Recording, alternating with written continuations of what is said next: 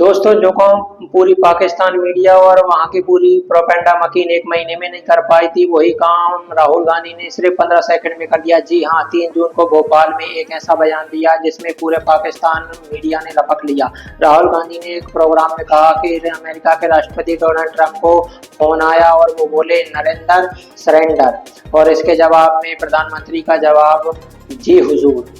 राहुल गांधी का बयान सामने आते ही पूरी पाकिस्तानी मीडिया ने, अब तो पगले मंत्री ने, अब तो भारत के ऑपोजिशन लीडर भी कह रहे हैं कि भारत ने सरेंडर कर दिया है।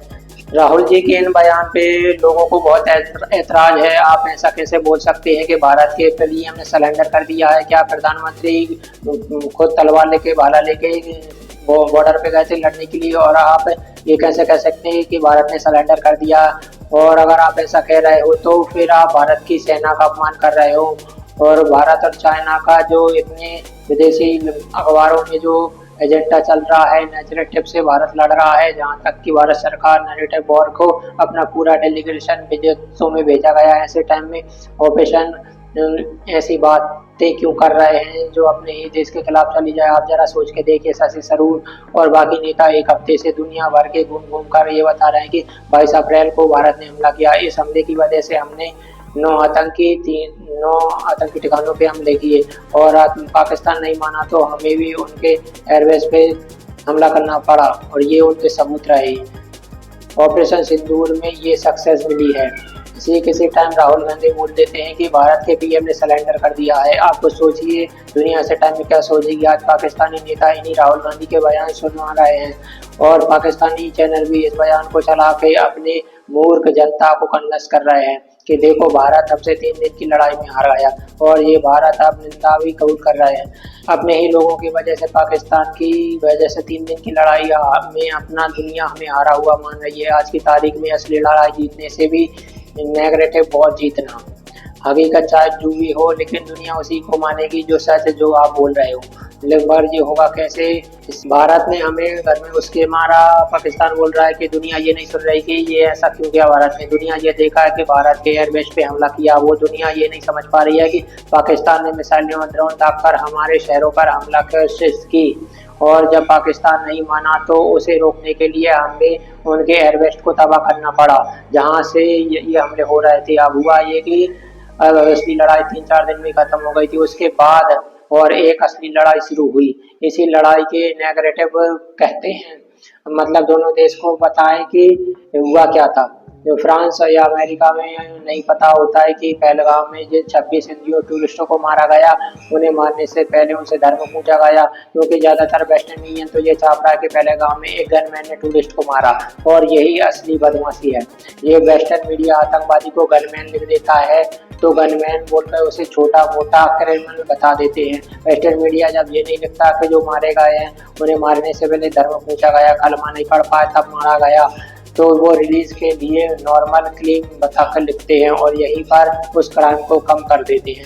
और यहीं पे आगे नैरेटिव वॉर कि हम दुनिया को बताएं कि पहलगाम में हुआ क्या था, कैसे उन लोगों को मारा गया था, फिर 6 तारीख को ऑपरेशन सिंदूर में क्या हुआ था। ये हमारी जिम्मेदारी है कि दुनिया को बताएं। अब देखो, पाकिस्तान में तो पहले दिन में सिक्योरिटी थी कि असली लड़ाई में जीत नहीं सकता है। उसने पूरी दुनिया को इस नैरेटिव वॉर को जीतने की तेज कर दी है। उसकी मदद के लिए चाइना भी आ गया है। जिस तरह से बारह लेवल में रशियन हथियारों के दम पर पाकिस्तान दम पीट रहा है, ये भी अमेरिका को पसंद नहीं आई। वो दोनों कंट्रीज भी भारत की जीत मानने के लिए तैयार नहीं थी। चाइना को भी अच्छे से पता चल गया था पाकिस्तान को हारने के बाद पाकिस्तान जो लड़ तो चीनी हथियारों से रहा था। चीन और पाकिस्तान ने ये किया कि बाहर के अखबारों में ये प्रोपेगेंडा फैलाया कि पाकिस्तान ने भारत को इतने जेट्स गिरा दिए, भारत की बड़ी हार हुई। पाकिस्तान ने बड़ी चालाकी से इस चीज को इशू बनाया कि हमने भारत के इतने जेट गिरा दिए, इसका मतलब ये है कि हम जीत गए। अब हमें ये कहने में कोई अर्ज नहीं है कि भारत ने भी बहुत सारे लोग उसके इस प्रोपेगेंडा में फंस गए। भारत के 1-2-3 जेट गिरे ये इम्पोर्टेंट नहीं है। टेस्ट मैच के पहले सेशन में 4 विकेट गंवाने के बाद टीमें वो वो टेस्ट इनिंग से जीत जाती है। अगर ऑपरेशन सिंदूर की टिसल पे गिरे भी तो क्या फर्क पड़ता है, मैटर ये करता है कि उसके बाद पाकिस्तान को कितनी बुरी तरीके से कूटा। लेकिन पता नहीं क्यों भारत ने बड़े से बड़े जर्नलिस्ट और कुछ और भी लोग जरूरत से ज्यादा इस बात को जवाब मांग रहे हैं कि हमने कितने जेट गिराए। इनफैक्ट कुछ पे CDS चौहान सिंगापुर में स्टेटमेंट दिया है। मतलब कि ये कह सकते हो आपके इस तरह से सवाल किए जा रहे हैं दूसरे देशों में जाके। वेल अगर आप उससे पूछे तो इस बयान देने से बचना चाहिए। रीज़न ये है कि पहला रीज़न हमें सेट टारगेट अचीव कर लिए, ये बात मायने ही नहीं रखती कि हमने जेट गंवाए या नहीं। और दूसरी बात, अगर नुकसान हुआ तो इस नॉलेज करके अपने दुश्मन को एक्साइट विक्ट्री क्यों देना। तीसरी बात, हम खुद मानते हैं कि ऑपरेशन सिंदूर चल रहा है, तो उस चलते ऑपरेशन में वैसे भी ये बिल्कुल नहीं बोलनी चाहिए कि हमें नुकसान क्या हुआ है। वैसे भी चौथी और सबसे इम्पोर्टेंट बात ये, अब हम अच्छे से जानते हैं कि हमारा दुश्मन इसी बात को मुद्दा बना रहा है कि हमारे कितने जेट गिरा है, और हम उसी मुद्दे को क्यों जस्टिफिकेशन क्यों दे रहे हैं।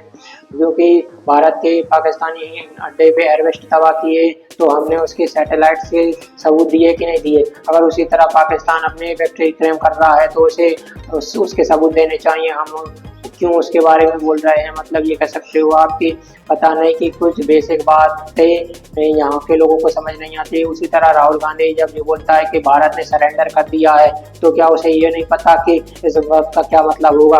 आपको पॉलिटिक्स करना है करो बाबा, लेकिन किसी ऐसे मामले पे पॉलिटिक्स मत करो जहाँ पे पूरे देश की इमेज खराब हो जाती हो।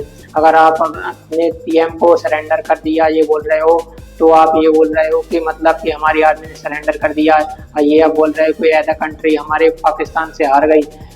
आप ऐसी बातें करेंगे तो नीचा करेंगे अपनी देश का सर।